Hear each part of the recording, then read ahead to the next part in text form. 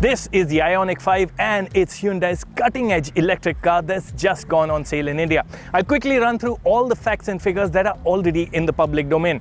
Now this car has a 72 kilowatt-hour battery pack. It has an ARAI range of 631 kilometers. It's got an electric motor that powers the rear wheel, and that electric motor makes 217 horsepower and 350 Newton meters of torque. All of that is yours for 44.95 lakh rupees ex-showroom. Question is, how do all those numbers actually come together? And how does a Hyundai ioniq 5 fit into the India scheme of things?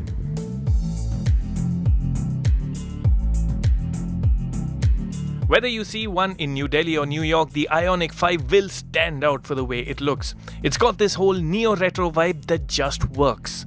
But while Hyundai calls the ioniq 5 an SUV, it isn't one. It's a crossover at best. The silhouette is hatchback, but what doesn't come through in the images and videos is the size of the thing. It matches a Mercedes GLC in length, width and height, and within the length is a huge 3-meter long wheelbase. The ioniq 5 is big on show value too. It's all sharp lines and crisp creases, and lighting has been used to brilliant effect. The LED headlamps with their pixel signature are sleek, but the real cool touch is the accent lighting below that seemingly glows from the bodywork when lit. Hyundai's parametric theme is carried on to the intricate-looking 20-inch wheels too, while Z-shaped character lines, perhaps styled by Zorro, and flush-fitting door handles are other slick details at the sides. The unique pixel LED tail lamps make it easy to establish the car you're tailing, and the roof-mounted spoiler adds in some sportiness too. But no wiper at the back. The airflow from the roof is supposed to push rainwater away. We'll have to see how effectively that works. On a sunny day in Goa, the ioniq 5 sure wowed. Hidden under that fancy skin is the Hyundai Group's eGMP skateboard electric vehicle-only platform. Cool factoid, eGMP also underpins the ioniq 5's cousin from Kia, the EV6. The platform is properly advanced with 800-volt charging support. The benefits of the EV-only platform are most evident inside. The ioniq 5's cabin is unlike any other Hyundai. In fact, it's pretty much unlike any other car that you've probably been in. And that's all thanks to its skateboard platform. The batteries are underneath, there's no big transmission tunnel, which is why there's this big gap between the front seats. Hyundai calls it the walk-through cabin. Now, in case you're wondering, the gear lever is pushed all the way here. It's just under the headlight stalk, and it is quite an unusual arrangement. Another thing of big note on the ioniq 5 is the sheer level of storage space inside. In fact, I don't think I've been in a car with more storage. Now, apart from the usual suspects of the bottle holders on the doors, you get cup holders on the center console. There's a wireless charging pad. There's a huge bay between the front seats. The armrest opens up for more space. There's an other bay over here and a drawer-like glove box. Uniquely, the entire center console can also be moved backwards by up to 140 millimeters.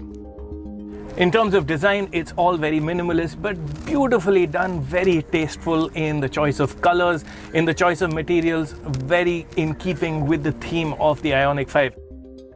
For instance, plant-based paints, recycled paperette and recycled plastics have been used in the cabin and win it some extra points. Moving from green to screen. You get very crisp, very clear digital dials that give you all the information you need, including for the ADAS functions. The touchscreen is nice and large, it's in clear sight and very, very slick. It's really, really nice to use. And the other cool thing is the steering. It's a 2-spoke unit, and again, very much in keeping with the ioniq, being distinctive to everything else out there. Curiously, there's no Hyundai logo on the steering boss. Hyundai might call this an SUV, but that seating position isn't very high and towering. It feels more like a crossover, and that is really the best way to describe this. Now, as for the seat itself, it is really comfortable, multi-way adjust. It gets cooling, it gets warming, a lot of electronic adjustability just built into it, and there is also a footrest. So when you want to charge for a very long time, this is a nice place to snooze. See you.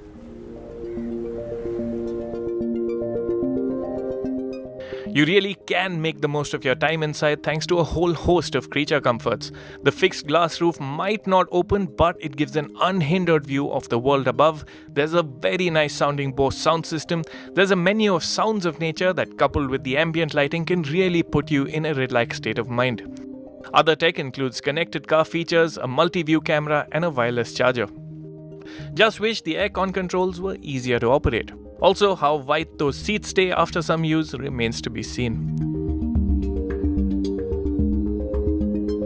Safety kit includes 6 airbags, ABS, electronic stability control, front and rear parking sensors, tire pressure monitoring, and child seat mounts. ADAS features are also part of the package. Rear seat occupants are pretty well catered to on space in an ioniq 5's back seat. Now I'm just under 6 feet tall, the front seat is set to my driving position, and I have a good amount of knee room to the front seat. The only catch is with the front seat set to its lowest position, the way I like it, there's not much foot room under the seat. Another point of note is that headroom will be tight for anyone taller than say 6 foot. But to me, the bigger issue is that the seating position is slightly knees up, and that's something which we found typical of EVs that place their battery under the floor. The seat itself is very well cushioned, and it's also quite accommodating for a third passenger, and that's thanks to no center tunnel. There's quite a bit of adjustability in the rear seats too. There's manual backrest recline as well as power adjust to move the seat forwards in case you need more room for luggage in the boot. The seats can also be moved fore and aft via buttons on the front passenger seat, and the big boss at the back also has the option to move the front seat forward to free up more rear legroom. There are also rear air conditioning vents at the B pillars, shades for the large windows, and a 3-point power outlet under the seat. The ioniq 5 has V2L of vehicle to load, so you can use the car to power appliances via this internal socket, or larger items such as an e-scooter at up to 3.6 kilowatts via an external connector. Access to the boot is via a powered and gesture controlled tailgate, but usable space is just adequate for what is a large car. The floor is quite high too, and there's no spare tire. All you get is a puncture repair kit. There's a 57-litre frunk that can be used to store the charging cables and all.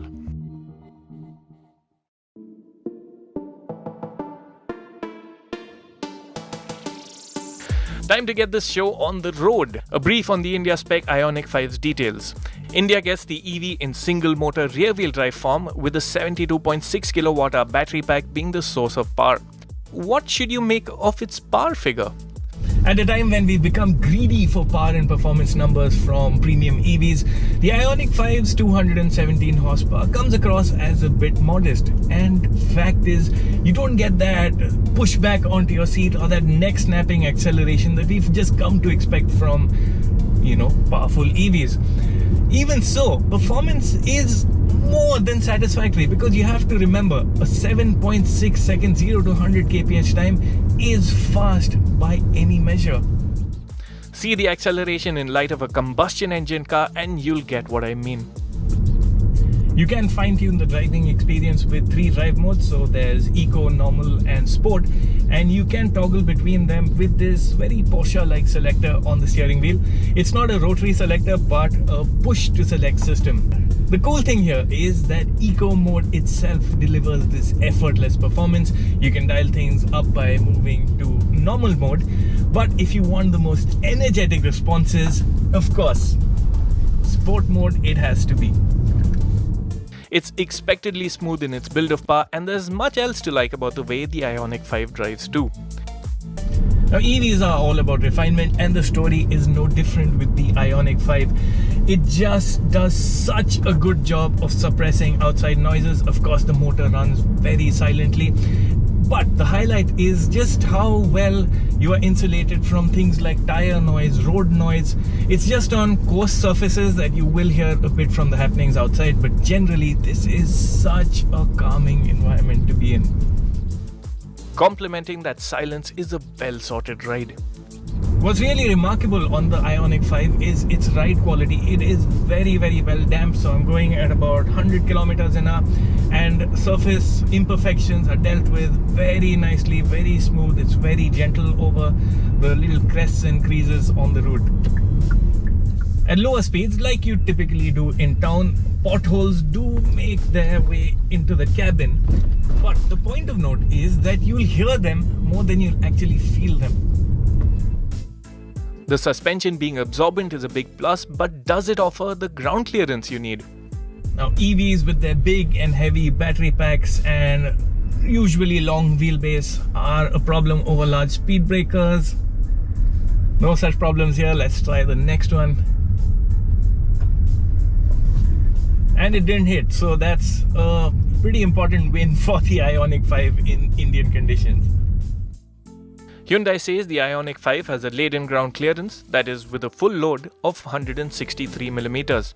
That should translate to about 190mm or so unladen, which is the most of all Hyundais sold in India. Also helping the experience is the braking.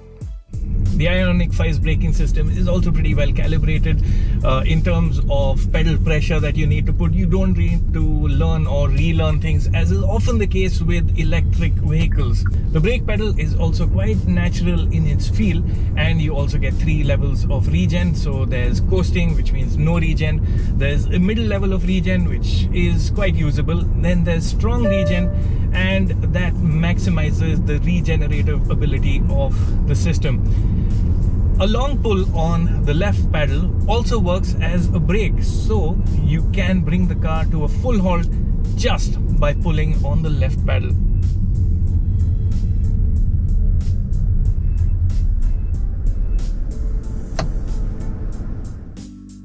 You can activate single pedal driving too, that can bring the car to a complete halt as you step off the accelerator pedal. The ioniq 5 has the makings of a great city car, but is it fun?